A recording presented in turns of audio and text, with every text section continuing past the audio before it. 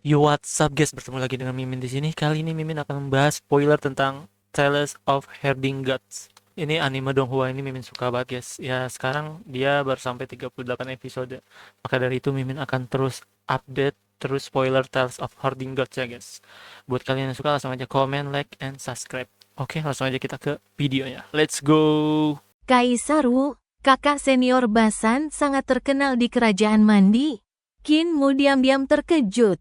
Ling Yuxiu dengan cepat bertanya, "Guru, apakah Anda menguasai gaya bertarung?" Basan Jiji mengangguk dan tersenyum. "Dulu, saya mengikuti mentor saya untuk berlatih ilmu pedang, tetapi kemudian mentor saya menghilang. Ilmu pedang saya tidak berkembang pesat untuk waktu yang lama, dan guru nasional mengubah metodenya, jadi saya datang ke Yankang untuk mempelajari sihir dan ilmu pedang. Mencoba belajar dari orang lain untuk mengatasi hambatan saya. Tapi sejujurnya, kelebihan saya bukanlah keterampilan bertarung, melainkan metode bertarung." Hati Ling Yuxiu sedikit terkejut.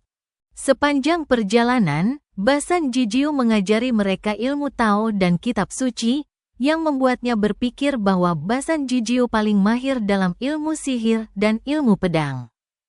Ia tidak menyangka bahwa Basan Jijiu adalah penerus sebuah perguruan bela diri. Sungguh mengejutkan. Yang lebih mengejutkan adalah bahwa Basan Jijiu sebenarnya memiliki gelar Kaisar Wu di kerajaan Mandi dan sangat dihormati. Ini dapat dikatakan sebagai kehormatan tertinggi bagi orang asing di kerajaan Mandi. Jenderal barbar itu memimpin semua orang ke Guanzhong dan berkata, "Apa yang dilakukan Wuhan di negara kita? Sejak kau membelot ke negara bagian Yankang, para pahlawan padang rumput kita semua membencimu dan ingin merebut kembali gelar Wuhan." Basan Jiji berkata sambil tersenyum. "Para cendekiawan Akademi Taiku ingin menelusuri jejakku dan bertemu dengan pahlawan muda dari Sekte Wu." Tubuh pemimpin barbar itu sedikit gemetar, dia menatap Qin Mu dan Ling Yuxiu, lalu mencibir. "Hanya mereka?" Ling Yuxiu tampak gembira. Ia mengedipkan mata pada Qin Mu dan berkata sambil tertawa pelan, "Kita akan bertemu dengan pahlawan muda dari Sekte Wu." Basan Jiji berkata, "Andalkan saja mereka. Kali ini aku datang ke sini, aku berencana pergi ke tempat suci di Padang Rumput, Istana Emas Loulan, dan duduk di depan pintu Istana Emas Loulan untuk menghalanginya. Dulu, aku yang menghalangi pintu Istana Emas Loulan, dan begitulah aku mendapat nama Wuhan." Otot-otot di sudut mata sang jenderal barbar berkedut, dan ia mencibir, "Dulu kau berhasil memblokir pintu berkat Tian Han. Bagaimana kekuatanmu dibandingkan dengan Tian Han sekarang? Meskipun ada beberapa yang lebih rendah, mereka tidak jauh tertinggal." Wajah jenderal barbar itu menjadi gelap, dan dia berteriak kepada salah satu prajuritnya, "Lepaskan elang dan serigala. Dan beritahu Istana Emas Loulan bahwa Wuhan ada di sini untuk memblokir pintu." Para prajurit barbar itu berteriak dengan tergesa-gesa, dan tak lama kemudian, serigala-serigala bersayap raksasa terbang ke udara dan mengepakkan sayapnya untuk terbang jauh ke dalam padang rumput. Jenderal barbar itu menatap Basan Jijiu dan membungkuk, "Wuhan, jalan di depan bergelombang, silakan jalan." Basan Jiji tertawa dan memimpin Qin Mu dan yang lainnya ke padang rumput. Ling Yuxiu bertanya, "Guru Basan, siapakah Han Surgawi yang baru saja disebutkan oleh orang barbar itu?" "Mentor saya, Tian Dao." Basan Jiji menatap langit dan berkata dengan tenang, "Saat itu, dia membawaku untuk memblokir gerbang Istana Emas di Loulan dan dihormati sebagai kaisar perbatasan luar." Kakek jagal dulu begitu agung. Qin Mu terkejut. Tukang daging itu pemarah dan tampak tidak senang kepada semua orang setiap hari. Ketika ia pergi ke kuil nenek untuk menjual daging, ia memegang 2 pisau dapur dan tampak garang dan ganas, yang membuat banyak gadis kecil di pasar menangis ketakutan. Dia dulunya bergelar Han Surgawi. Tian Han adalah Kaisar Langit. Betapa agungnya gelar Kaisar Langit.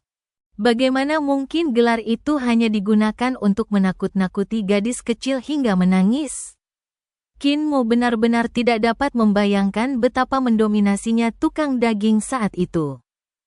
Hu Ling'er bergumam, Kaisar bela diri perbatasan, Kaisar surgawi perbatasan, sungguh agung. Padang rumputnya luas dan jarang penduduknya. Terkadang Anda mungkin tidak melihat satu desa pun bahkan setelah berjalan setengah hari. Melihat sekeliling, langit tampak bersih tanpa awan. Dan hijaunya padang rumput serta birunya langit membentuk garis yang menyegarkan. Imam kepala Basan berpenampilan kasar, tinggi, kuat, dan sangat tegap, agak mirip dengan para pria di padang rumput. Jika ia bertemu dengan sebuah desa, para gembala akan maju untuk bersulang dan sangat antusias. Ada 3 sekte utama di negara bagian Yankang, Sekte Tao, yang paling saleh, Kuil Leiyin Agung, yang paling Buddha, dan Sekte Tianmo, yang paling jahat. Malam harinya, mereka tiba di sebuah desa untuk bermalam.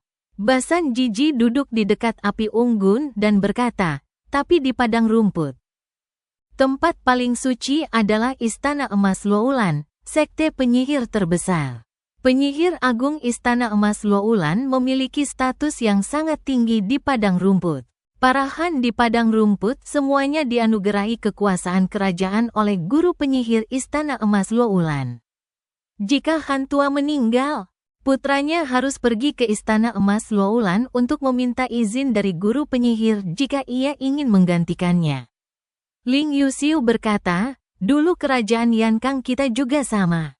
Ku dengar dari ayahku bahwa pada masa-masa awal, kerajaan Yankang hanya 1/10 dari luasnya saat ini dan merupakan negara bawahan Sekte Changsheng. Saat itu, keluarga Ling kita bukan keluarga kerajaan. Kemudian, pemimpin Sekte Changsheng merasa bosan dengan kaisar saat itu dan langsung menggulingkan kaisar serta mengangkat leluhurku sebagai kaisar, yang secara langsung mengubah dinasti. Kemudian, keluarga Ling bekerja keras untuk memerintah dan berkembang secara diam-diam, dan akhirnya berhasil menyingkirkan Sekte Changsheng. Dan kemudian kita menjadi kuat. Qin Mu sedikit terkejut. Dia tidak tahu bahwa kerajaan Yankang memiliki masa lalu seperti itu. Basan Jiji minum, meletakkan labu anggurnya, dan berkata, wilayah negara Yankang dulunya terdiri dari lebih dari 30 negara kecil. Setiap negara memiliki seorang kaisar dan dikuasai oleh sebuah sekte. Sekte-sekte ini didukung oleh negara-negara tersebut. Dan kaisar harus membayar upeti kepada sekte-sekte ini setiap tahun. Sekarang sekte-sekte tersebut telah menjadi vasal negara. Sekte-sekte ini tentu saja tidak senang dan akan memberontak ketika ada kesempatan. Meskipun ada banyak sekte di luar tembok besar, yang paling kuat adalah Istana Emas Loulan. Semua Han dari semua negara tunduk pada Istana Emas. Sekte-sekte lain sama sekali tidak dapat bersaing dengan Istana Emas. Qin Mu bertanya, saudaraku, bagaimana kekuatan Istana Emas Loulan dibandingkan dengan 3 sekte utama? Basan Jijiu berkata dengan tenang, hampir. Mata Qin Mu berbinar. Memblokir pintu Istana Emas Loulan sama saja dengan memblokir gerbang Gunung Taoisme atau gerbang Gunung Kuil Leiyin Agung. Kesulitannya bisa dibayangkan. Tapi kali ini kami pergi ke Istana Emas Loulan bukan untuk menghalangi pintu, melainkan untuk mencuri barang. Basan Jiji tertawa dan berkata, adik kecil, putri, kalian berdua tutup pintunya. Aku akan pergi ke istana untuk mencuri sesuatu, dan kita akan segera pergi setelah aku mendapatkannya. Putri, aku akan memperkuat latihan dasarmu dalam beberapa hari ke depan. Dan memaksimalkan kekuatan seni Kaisar 9 Naga Kerajaan. Ling Yuxiu merasa sedikit khawatir. Pada hari kedua, semua orang memulai perjalanan lagi, tetapi kali ini Basan Jijiu meminta mereka untuk berjalan, dan sementara mereka berjalan, Ling Yuxiu memamerkan keterampilan yang telah dipelajarinya. Basan Jijiu memiliki mata yang tajam. Ia bisa melihat kekurangan Ling Yuxiu sekilas, lalu memerintahkannya untuk memperbaikinya dan membuatnya berlatih keras berulang kali. Ini pertama kalinya Ling Yuxiu mengalami kesulitan sebesar ini. Meskipun ia cerdas dan cakap di masa lalu, itu semua berkat pendidikan kerajaannya. Ia tidak begitu tertarik pada seni bela diri dan kekuatan supernatural. Kali ini, Basan Jijiu akan mengasah keterampilan dasarnya, memintanya berlatih dengan tekun dan mengeluarkan kekuatan keterampilan Kaisar Sembilan Naga. Seni Kaisar Sembilan Naga adalah seni bela diri tercanggih milik keluarga kerajaan. Setelah disempurnakan oleh Istana Kekaisaran dan menempati tempat pertemuan Sembilan Naga, aura Sembilan Naga tersebut tetap menyelimuti kota Kekaisaran. Hal ini secara ajaib memberikan hasil 2 kali lipat dengan setengah usaha yang dibutuhkan anak-anak kerajaan seperti Ling Yuxiu untuk berlatih seni bela diri ini. Vitalitas kultivasi Ling Yuxiu tidaklah rendah, yang menjadi kekurangannya adalah fondasi yang lemah. Setelah lebih dari 10 hari, dia dilatih oleh Basan Jijiu dan menjadi seperti orang yang sama sekali berbeda, dengan kekuatannya meningkat pesat. Seni Kaisar Sembilan Naga sendiri merupakan teknik sihir dan kekuatan supernatural. Kekuatan sihir dan kekuatan supernatural terletak pada daya ledaknya, seperti api dan kekuatan supernatural. Basan Jijiu mengarahkan jarinya dan sebuah bola api melesat keluar, melesat hingga lebih dari 100 kaki. Bola api itu hanya seukuran kepalan tangan, tetapi tiba-tiba meledak. Dan kobaran api yang berkobar meluas ribuan kali lipat, menghancurkan semua rumput dalam radius lebih dari 3 meter. Tanah terbakar hitam, dan bahkan jejak batu yang meleleh muncul di pusat ledakan.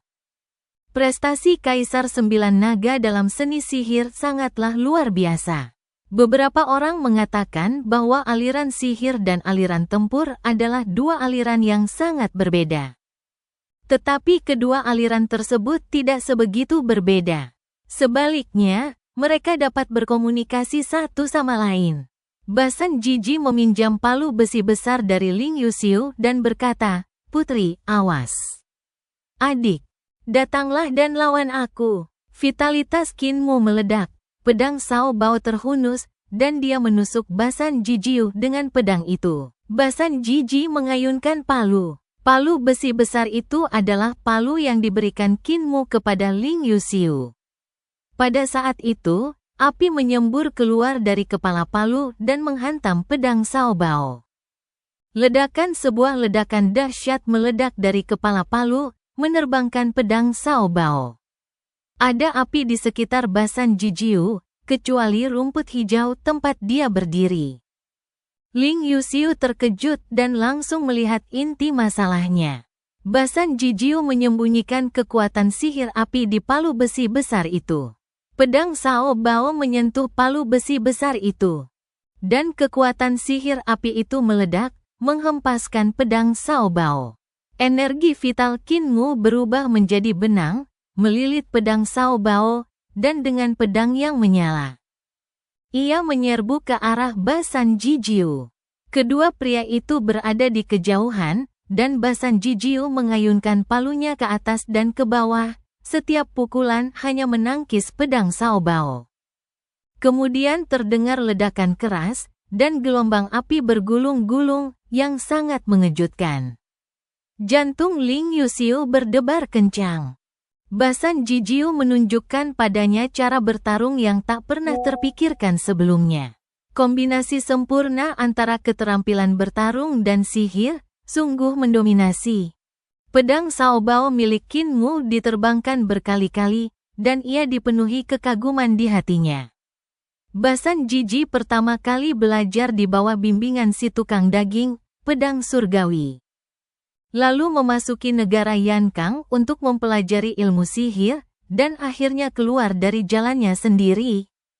Basan Jijiu menggunakan sihir dan kemampuan bertarungnya untuk menunjukkan jalan bagi Qin Mu. Gelar Kaisar Wu sungguh pantas. Menggabungkan dua metode pelatihan yang berbeda menjadi satu. Meskipun keterampilan Basan Jijiu tidak sebagus tukang daging, dia masih bisa disebut master. Basan Jijiu mengambil teknik palu dan mengembalikan palu merah membara itu kepada Ling Yuxiu, sambil berkata, "Aku tidak bisa berlatih ilmu pedang sehebat guruku. Jadi aku hanya bisa mencari cara lain. Pedang guruku bisa membelah langit dan bumi, menebas langit, dan menghancurkan sihir apapun di dunia dengan satu pedang. Aku tidak bisa melakukan itu. Jadi aku memanfaatkan reformasi guru nasional untuk masuk Akademi Kekaisaran, mempelajari sihir, dan mencoba menerobos. Putri Yuxiu, kau memiliki dasar seni Kaisar 9 Naga. Jadi sebaiknya kau mengikuti jalanku." Ling Yuxiu benar-benar yakin dan meminta nasihat dengan serius. Ia tidak mengeluh ketika Basan Jijiu memintanya untuk berlatih keterampilan dasar. Qin Mu tak kuasa menahan godaan dan meminta nasihat Basan Jijiu. Basan Jijiu pun menceritakan semua yang ia ketahui, dan Hu Linger serta King Niu pun mendapatkan banyak manfaat. Mereka masuk lebih dalam ke padang rumput, berlatih menggabungkan taktik pertempuran di sepanjang jalan. Ling Yuxiu telah menguasai teknik menggabungkan taktik pertempuran dan bertarung sengit dengan Qin Mu, dan keduanya berkeringat. Saat istirahat, Qin Mu mengeluarkan sapu tangan untuk menyeka keringatnya. Ling Yuxiu tersenyum dan berkata, "Dokter dari Imperial College, izinkan saya membantu Anda menyekanya." Kemudian, ia merebut sapu tangan itu dari tangan Qin Mu dan dengan lembut mengusapkannya ke dahinya. Qin Mu melihat butiran keringat di dahinya, "Kamu juga berkeringat, biar aku yang menyekanya." Ling Yuxiu tersipu saat menyerahkan sapu tangan itu. Tiba-tiba, wajah Basan Jijiu berubah drastis. Ia mengangkat tangannya dan mendorongnya ke depan, berteriak, "Jue Bi Tiangang!" Bersamaan dengan teriakan Basan Jijiu yang lantang, muncullah sebuah dinding cahaya setinggi puluhan kaki dan nyaris tanpa ketebalan di hadapan mereka. Tebing itu memancarkan cahaya jingga kuning. Lebarnya beberapa mil dan ditutupi banyak tekstur aneh. Di tengah setiap tekstur terdapat bintang yang menyala. Seluruh tebing memiliki 36 pola tekstur dan 36 bintang yang menyala, seperti peta bintang. Tepat saat Basan Jijiu baru saja memperlihatkan kekuatan magis Jue Bi Tiangang, ledakan suara pembunuhan tiba-tiba datang dari depan mereka, dan medan perang bergeser ke sisi ini. Ratusan makhluk kuat datang meraung, menunggangi binatang raksasa, berlari kencang dan meraung, dan mereka melihat tebing yang berdiri di antara langit dan bumi di hadapan mereka.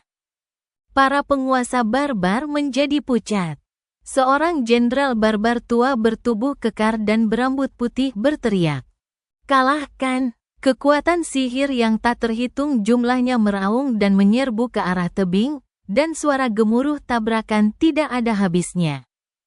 Ada pula pedang terbang yang mengeluarkan siulan tajam dan melesat ke dalam tebing, namun seringkali hanya ujung pedang tersebut yang menembus tebing sebelum tertancap di tebing yang luas. Tidak dapat bergerak maju atau ditarik kembali. Bas-bas-bas, tebing itu terus berguncang, dan ratusan pedang terbang muncul di tebing, dan ada semburan kekuatan magis di belakang mereka. Membombardir tebing. Ratusan master barbar berkekuatan magis bergegas mendekat, dan seiring ledakan kekuatan magis tersebut, retakan terus bermunculan di tebing. Basan Jijiu berteriak keras dan mendorong tangannya ke depan. Terdengar suara dengungan lagi, dan Tiangang terbentuk di sisi lain tebing, menyatu dengan tebing retak di depan. Ia menanggung tekanan yang tak terbayangkan dan terpaksa mundur terus-menerus. Ratusan orang berkekuatan magis ini maju bersama-sama. Di antara mereka terdapat orang-orang kuat di alam 7 bintang, alam manusia surgawi, dan bahkan alam hidup dan mati. Ia menggunakan Juebi Tiangangnya untuk melawan orang-orang ini. Sungguh mengerikan bahwa ia tidak dikalahkan oleh pihak lawan. Korbankan pedang, kata jenderal tua itu dengan tegas. Panggilan bola-bola pisau beterbangan di langit, berputar di depan tebing. Tiba-tiba, cahaya pisau yang tak terhitung jumlahnya melesat ke arah tebing. Suara dentingan yang nyaring tak henti-hentinya. Dalam sekejap, tebing itu dipenuhi dengan pedang-pedang berharga. Sebanyak puluhan ribu. Wajah Basan Jijiu berubah drastis, dan ia terpaksa mundur puluhan langkah akibat tekanan dari tebing. Tebing Tiangangnya terus menyusut akibat kekuatan yang mengerikan itu. Saudaraku, putri, kita telah memasuki medan perang barbar. Basan Jijiu berteriak, hati-hati. Hati Kinmu sedikit terguncang. Dan tiba-tiba dia mendengar suara trompet datang dari dalam padang rumput, dan pasukan lain mengejarnya. Jenderal barbar tua itu tak berdaya dan berteriak, temui musuh. Pasukan yang datang untuk membunuh itu besar sekali, terdiri dari para penyihir dan prajurit suku barbar. Para prajurit adalah infanteri, dan para penyihir adalah kavaleri. Menunggangi binatang-binatang yang tinggi dan aneh. Selain itu, ada burung-burung raksasa yang terbang di langit dengan sayap terbentang. Dan beberapa prajurit kerajaan Mandi berdiri di punggung burung-burung itu, dengan bulu burung berwarna-warni di kepala mereka, tetapi mereka adalah wanita. Dan segala macam mantra serta pedang tajam melesat ke bawah. Kinmu memandang melalui tebing dan melihat seorang jenderal barbar yang tampan duduk di atas seekor gajah putih di tengah pasukan. Gajah putih itu lebih tinggi daripada binatang-binatang aneh lainnya dan tidak kalah kuat dari banteng hijau di bawah kaki mereka.